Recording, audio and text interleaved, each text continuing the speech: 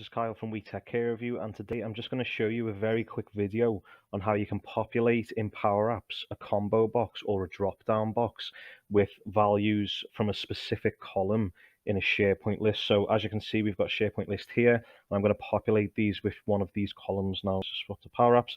So here you can see I've got our combo box and a drop-down here. I've already connected to the data source of that SharePoint list. If you don't know how to do that, I'll put a link to a video in the description that does.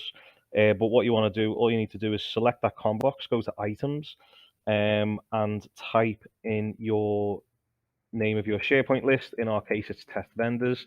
And then over on the right here, you select edit on fields. And then here's where you can set what you want to display in that combo box. It's that simple. So here I can see all of those columns from that SharePoint list.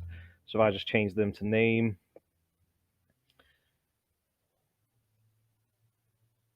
I'll go run the app. There you can see it came out as name. Let me just change that again to something else. So yeah, country name, contact email. And there you can see it's pulling the emails.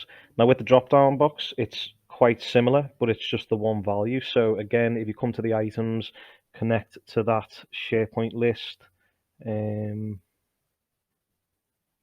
test vendors.